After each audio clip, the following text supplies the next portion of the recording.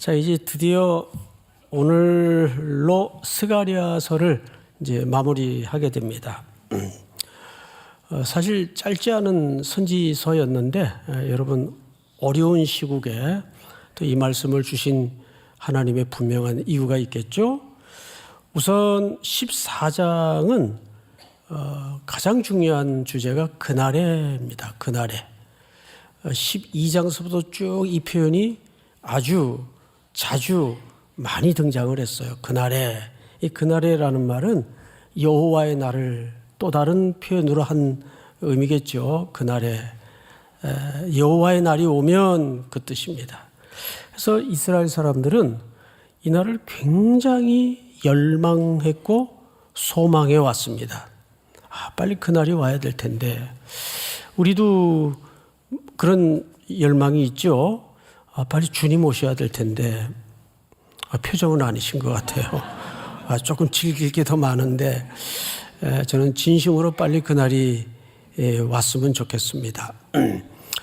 그렇다고 제가 무슨 염세주의적 사고로 기다리는 날이 아니고 그날이 와야 모든 게 순전해지고 완전해지고 거룩해지기 때문입니다. 그래서 이스라엘 사람들도 그날을 굉장히 열망했어요. 그런데 아모스 선지자는 좀 다른 생각으로 이런 표현을 썼어요. 아모스 5장을 보면 자, 한번 같이 읽어볼까요? 시작. 화 있을진저 여호와의 날을 사모하는 자여, 너희가 어찌하여 여호와의 날을 사모하느냐? 그날은 어둠이요 빛이 아니라. 네, 이스라엘 백성들이 기다리던 날의 이미지하고는 전혀 다른 이야기를 하고 있어요. 화 있을진저 여호와의 날을 사모하는 자여, 너희가 어찌하여 여호와의 날을 사모하느냐? 사람들이 사모했단 말이에요. 그날이 빨리 오면. 그런데 그날은 어둠이요 빛이 아니다. 뭔가 불길한 예감을 우리에게 던져줍니다. 자, 그런데 스가랴 선지자도 오늘 마지막 장에서 시작을 아모스 선지자가 예견했던 내용과 일치한 내용을 담아내고 있어요. 14장 1절을 한번 보십시다. 여호와의 날이 이르리라. 그날에 네 재물이 약탈되어, 여기 예루살렘의 재물들을 얘기합니다. 개인의 재물이 아니라 네 재물이 약탈되어 네 가운데서 나눠지리라. 이건 섬찟하죠. 2절, 내가 이방 나라들을 모아 예루살렘과 싸우게 하리니, 공격이 있을 거라 그 말이에요. 성읍이 함락되며 가옥이 약탈되며 부녀가 욕을 당하며 성읍 백성이 절반이나 사로잡혀 가려니와 남은 백성은 성읍에서 끊어지지 아니하리라. 자, 여러분,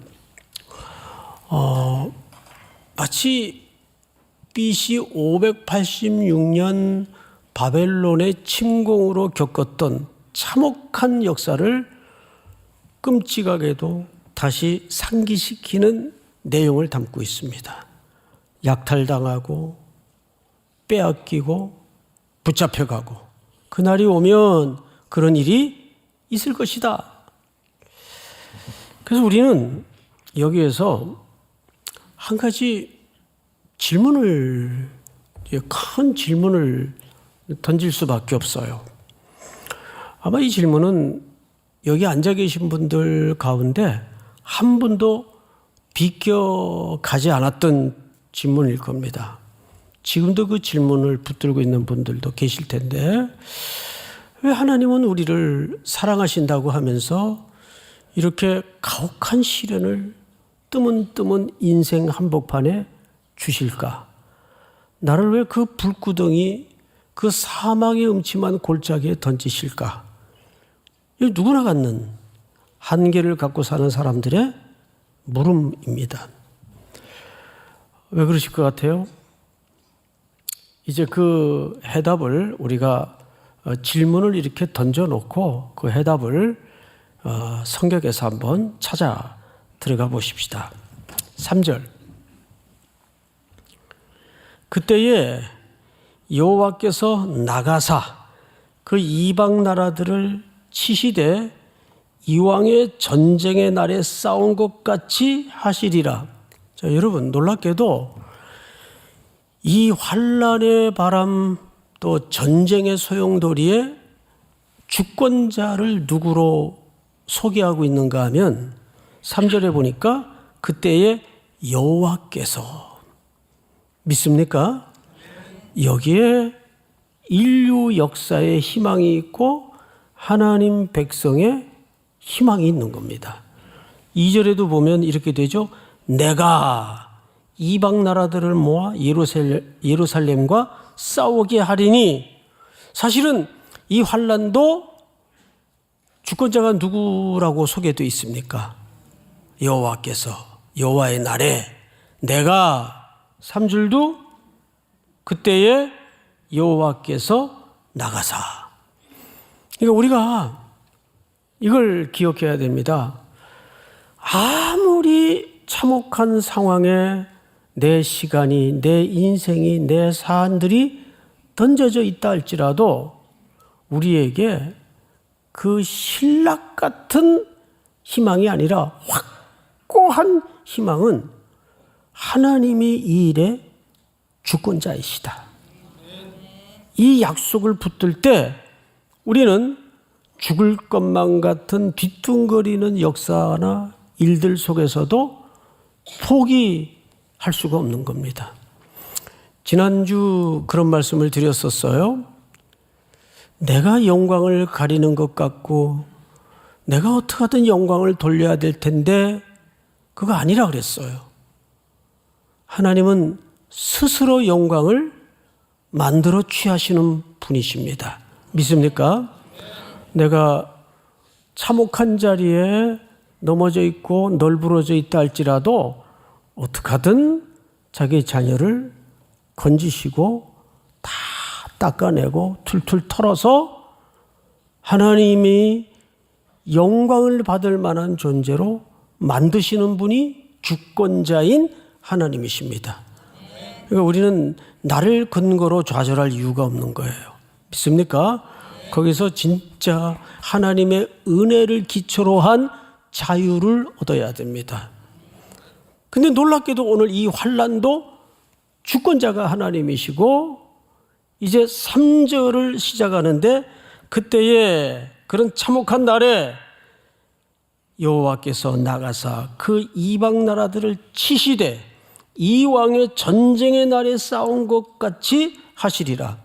이왕의 전쟁의 날은 이스라엘 장구한 역사 속에 있었던 어떤 굵은 기억의 유산들입니다. 이스라엘 사람들 하면 이거 다 기억하는 여호와의 전쟁의 날이 있었어요. 첫 번째가 뭘 것 같아요? 출애굽의 역사입니다. 400년 노예 생활을 하다가 그들의 의지와 아무 상관없이 모세라는 지도자를 예비하셨다. 그를 필두로 세워 어린 양의 죽음의 밤을 지나 그들을 홍해가에 내몹니다. 근데 홍해는 길이 갈라져 있는 바다가 아니라 도도하게 흐르는 물줄기예요. 그러자 백성들의 태도는 돌변해서 온갖 저주와 욕설을 지도자 모세에게 퍼붓고 원망하고, 그래서 지도자는 역할이 그런 불만과 원망을 받는 역할이 지도자예요. 그거 하기 싫으면 지도자 하지 말아야 돼요. 아, 나 이거 못해 먹겠다. 그럼 하지 말아야 돼요. 그러자 모세가 그 홍해가에서 그런 원망의 울부짖음으로 밤을 지새우는 백성들을 향해서 뭐라 그랬어요? 너희는 가만히 서서 오늘 여호와께서 너희를 위하여 행하시는 구원을 보라 그랬어요. 싸우라 그랬어요? 건너라 그랬어요? 보라 그랬어요. 보라. 구원을 보라. 그러자 하나님께서는 뜨거운 바람, 동풍을 불게 하셔서 원망이 하늘을 찌르는 그 밤에 하나님은 뜨거운 바람을 준비하시어 그 바다를 가르시고 말리십니다. 바다가 쫙 갈라졌다고 당장 건널 수 있는 게 아니잖아요. 뻘밭이었을 텐데. 애어른 연약한 자들은 어떻게 건너요? 장정도 건너기 힘들 텐데 물이 갈라졌던들.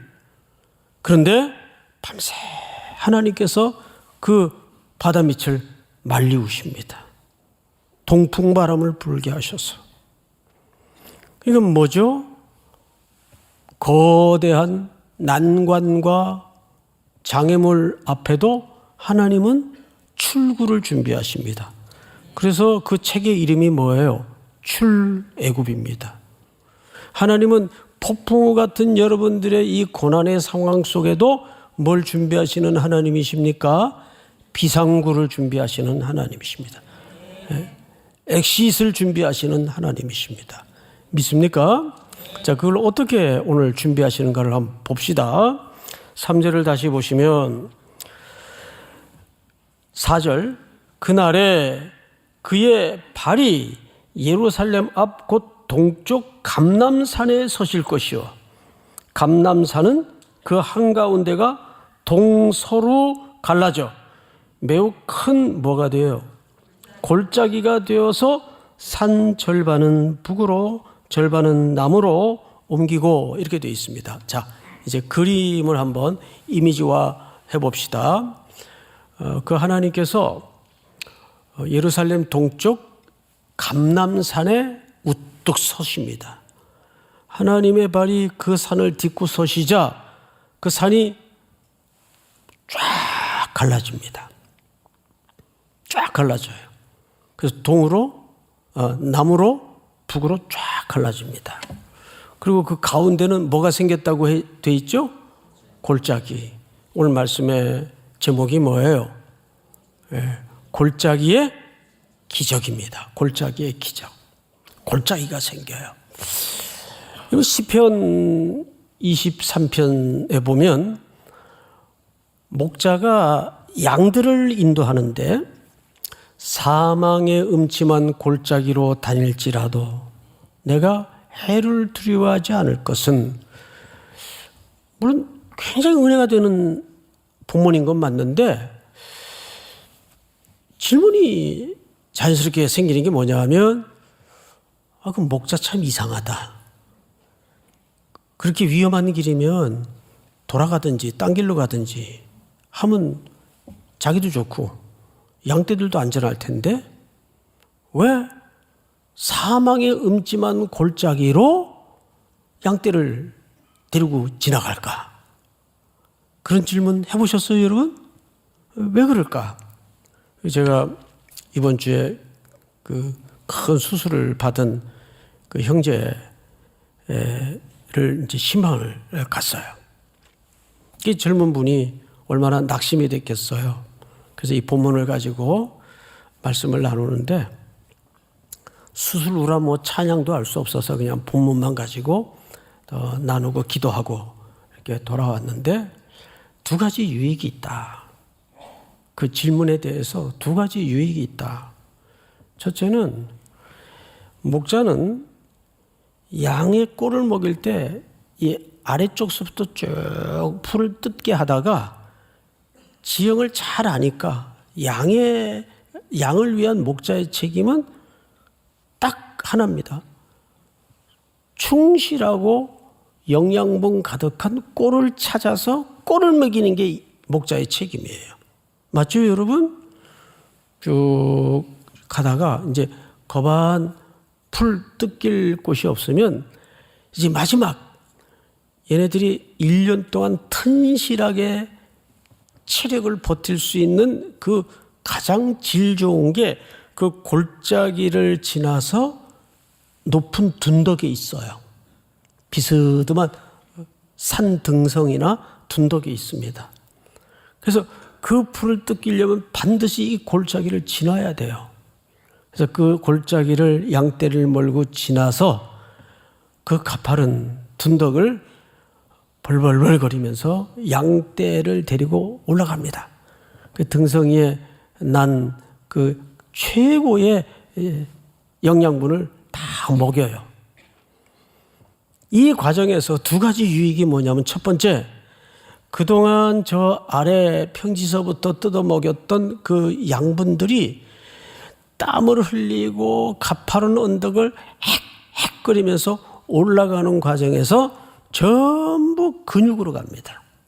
그래서 몸이 가장 격하게 사용되는 시기고 기간입니다.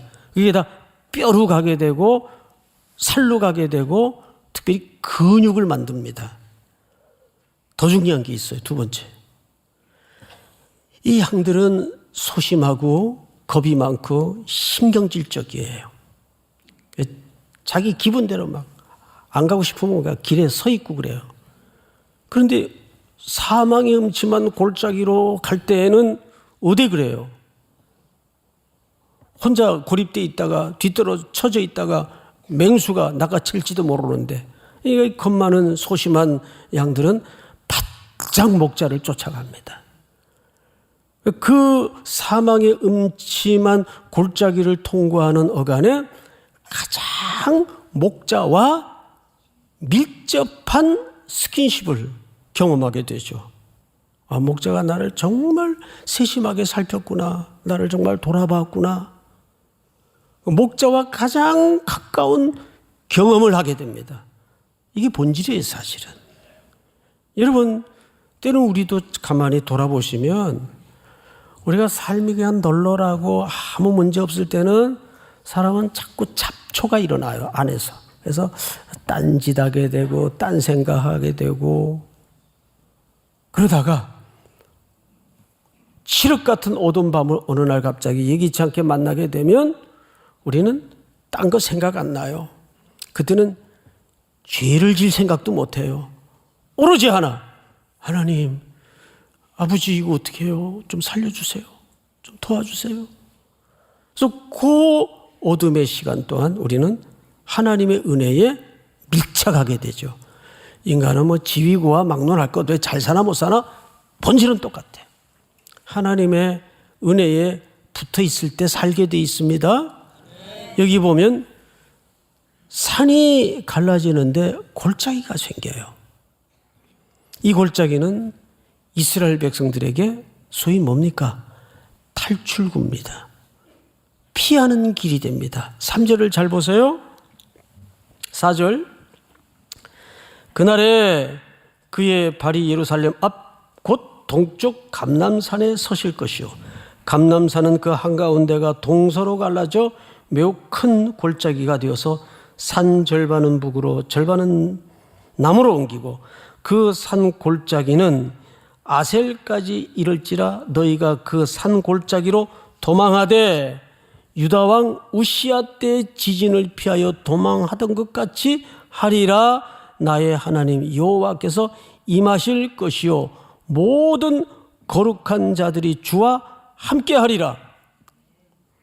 자, 이 골짜기는 이 환란이 몰아닥치고 적군이 습격하고 엄청난 폭풍우가 덮쳐지는 상황 속에서 하나님의 택한 백성들의 뭐가 되죠?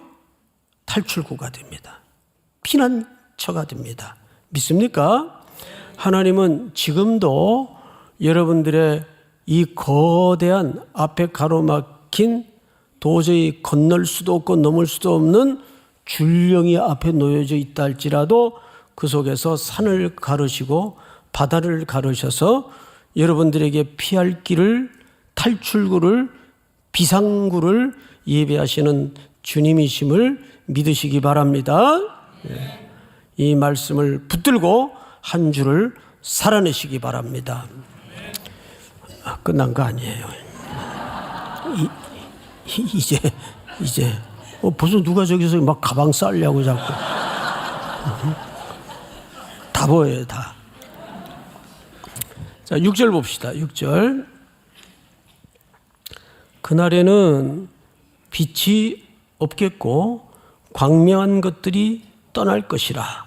7절 다 같이 시작. 여호와께서 아시는 한 날이 있으리니 낮도 아니요 밤도 아니라 어두워 갈 때에 빛이 있으리로다. 아멘.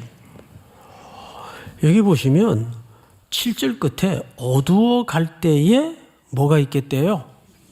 예. 우리의 가정도 내 인생도 이 역사도 이렇게 저물어 가는가 보다. 우리 보통 흔히 그렇게 표현들을 합디다. 여기가 끝인가 보다. 우리도 뭐 사업에 몇 번 엎어지고 그러면 이런 막막한 마음으로 손을 늘어뜨릴 때가 있잖아요. 여기가 끝인가 보다. 그때 하나님은 뭘 준비하신다고요? 빛을 준비하세요. 그래서 이스라엘의 시간은 언제부터 하루가 시작이 됩니까? 저녁부터 시작이 됩니다. 하루에 해가 저물 때 새 아침을 준비하시는 하나님 믿습니까? 그래서 밝아오기 전 새벽은 가장 칠흑 같은 어둠의 시간이에요. 우리 민족도 그런 하나님께 소망을 두는 이번 기회가 될 수 있기를 소원합니다. 자, 그런데 여기 잘 보시면 6절에 이게 보통 어마어마한 주제가 아닙니다. 6절을 잘 보세요. 그날에는 빛이 없어요. 그리고 광명한 것들이 떠나갑니다. 앞을 보실까요? 여호와의 날에 이런 일들이 벌어질 거다. 자, 앞서 우리 5절에서는 4절에서는 어떤 현상을 봤습니까? 산이 갈라져요. 산이 갈라져요. 또 6절로 넘어오니까 해도 없고 어떤 광명도 존재하지 않아요. 원래 하나님이 창조하실 때는 궁창에 해를 달아 거시고 달을 달아 거셔서 낮을 주관하게 하시고 밤을 주관하게 하셨습니다. 낮밤을 구분해 놓으셨단 말이에요. 근데 해도 없고 광명도 어떤 광명도 없다는 것은 그런 게 이제 무용지물이 된다 말이죠. 언제? 여호와의 날에. 이걸 뭐라 그래요? 원래 기존 자연 질서가 무용지물이 되는 겁니다. 또 산이 갈라져요. 이거를 흔히 여러분들 쓰는 사자성어로 천지가 개벽이 되었다. 천지개벽이라 그럽니다. 천지개벽을 우리 신앙적인 표현으로 성경적인 용어로 뭐라고도 할 수 있나요? 새창조. 새창조입니다. 이것은 하나님의 새창조의 솜씨를 예견하는 그림입니다. 그런즉 누구든지 그리스도 안에 있으면 뭐라? 새로운 피조물이라. 이전 것은 지나갔으니 보라 뭐가 되었도다? 새 것이 되었도다. 그러니까 하나님의 목적 속에 진짜 목적은 부수어서 새 것을 만드는 거예요. 새 창조를 하시는 거예요. 산을 갈라내시고 광명을 없애셔서.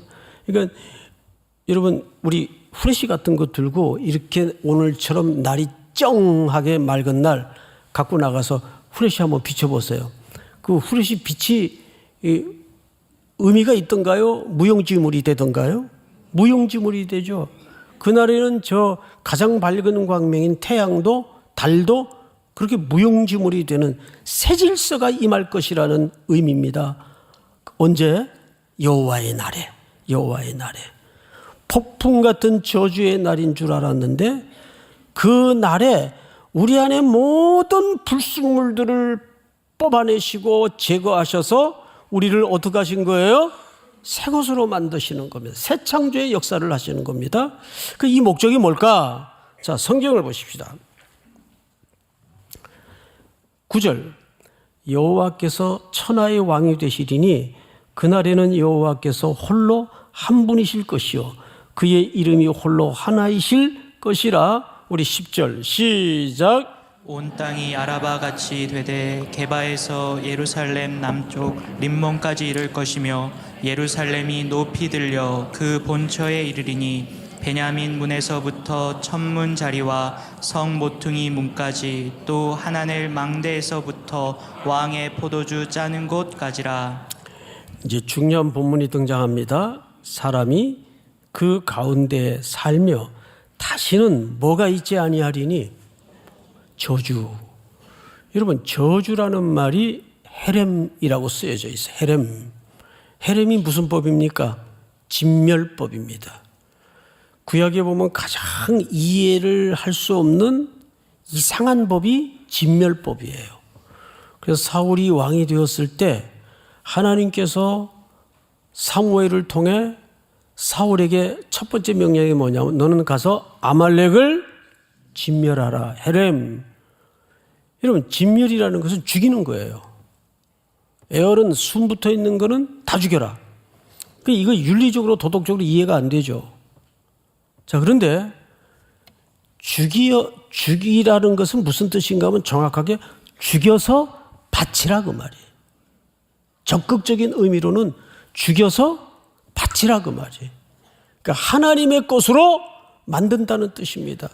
여러분, 여기에 헤렘은 저주라고 번역을 했지만 이 저주를 결국 누가 받으셨습니까? 예수 그리스도께서. 그 저주는 누가 받았어야 될 저주입니까? 그러니까 그 헤렘법은 내가 죽어야 될 자리를 늘 상기시키는 거예요. 그 죽음은, 그 벌은, 그 진멸은 내가 받아야 될 진멸이었어요. 그런데 예수 그리스도께서 십자가에서 대신 대속의 죽음을 진멸이라는 방법을 통해서 이게 헤렘의 실체는 예수 그리스도예요. 그분이 대신 죽으심으로 내게 새로운 생명이 돌아왔어요. 삶의 소망을 갖게 되었습니다. 믿습니까? 다시는 그런 저주가 없겠다는 겁니다. 예수 그리스도의 구원은 영원히 단번에 십자가에서 완성이 되었다는 뜻이고 그런 일들이 향후 있어질 것이다. 그거를 얘기하는 겁니다. 자, 12절을 보십시다. 예루살렘을 친 모든 백성에게 여호와께서 내리실 재앙은 이러하니, 적들이에요. 곧 섰을 때 그들의 살이 썩으며 그들의 눈동자가 눈구멍에서 썩으며 그들의 혀가 입속에서 썩을 것이요. 이 말은 하나님의 백성들을 힘들게 하고 괴롭혔던 백성들이 겪을 삶의 정황을 얘기하는데 이런 의미입니다. 그들의 눈이, 그들의 살이, 그들의 혀가라는 말은 하나님을 대적하던 모든 상징적인 기관들을 하나님께서 깨끗하게 처벌하실 것이다. 그러면서 성경을 다시 보십시다. 13절.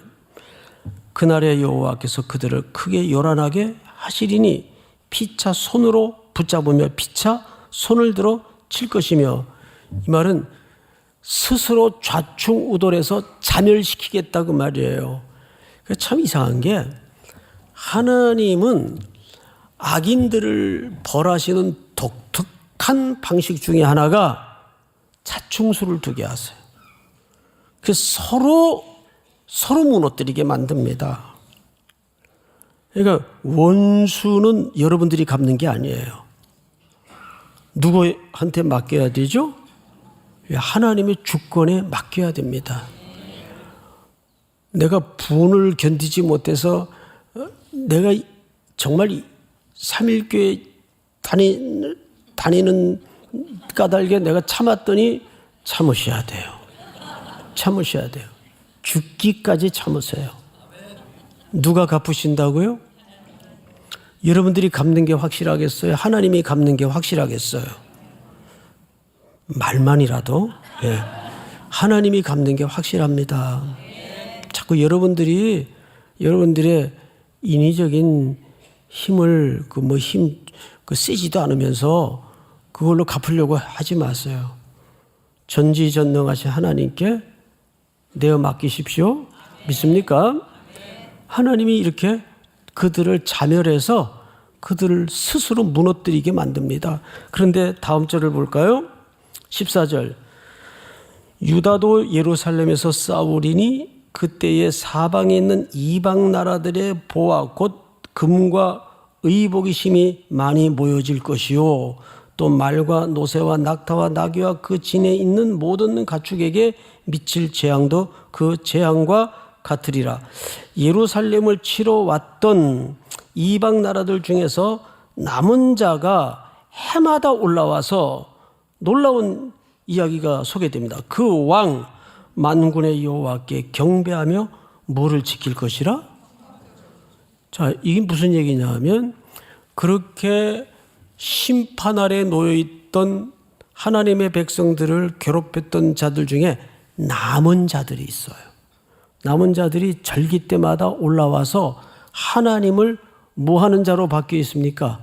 경배하고 예배하는 자로 바뀌어 있습니다. 제가 종종 여러분들에게 그런 말씀을 드리죠. 우리가 왜 선교를 하는가? 왜 전도를 하는가? 선교와 전도 자체의 목적이 있지 않고 그들로 하여금 땅끝의 백성들이 참된 경배의 대상을 잃어버리고 산단 말이에요. 그들로 하여금 우리와 함께 구원의 반열에 서서 누구를 예배하는 곳으로? 하나님을 예배하는 곳으로 일으키기 위해서 전도를 하는 것이고 선교를 하는 것입니다. 그러니까 예배는 궁극적 가치고 선교와 전도는 수단적 가치예요. 믿습니까? 그러니까 선교 자체가 중요하지만 그게 끝이 아니란 말이에요. 선교의 끝에는 반드시 뭐가 일어나야 돼요? 하나님을 경배하는 일이 일어날 것이다. 그분만이 홀로 영광을 받으실 분이었구나. 이분만이 참된 우리의 왕이셨구나. 할렐루야. 우리 대한민국도 그런 나라가 될 수 있기를 축복합니다. 나라 사랑하셔야 돼요. 자, 그런데 그런 일 후에 어떤 일이 벌어지는가? 21절 끝입니다. 예루살렘과 유다의 모든 솥이 만군의 여호와의 성물이 될 것인지 제사 드리는 자가 와서 이 솥을 가져다가 그것으로 고기를 삼으리라. 그날에는 만군의 여호와의 전에 가나안 사람이 다시 있지 아니하리라. 이게 가나안 사람은 어떤 민족적 혈통적 개념을 얘기하는 게 아니고 우상 숭배자와 그 우상 숭배로 인한 장사꾼들, 그들이 다 거룩한 백성이 될 것이에요. 만물이 하나님을 경배함으로 모든 죄의 보혈로 씻음을 받고 거룩한 예배자의 무리에 서게 된다는 꿈을 우리에게 던지는 겁니다. 이제 최장 설날을 통한 연휴가 시작이 됩니다. 여러분, 우리는 명절까지도 미셔널 명절, 선교적 명절로 하나님의 향취를 드러내고 그리스도의 구속의 은혜를 드러내는 선교적 명절로 승리하는 저와 여러분들이 될 수 있기를 주의 이름으로 축원하고 축복합니다.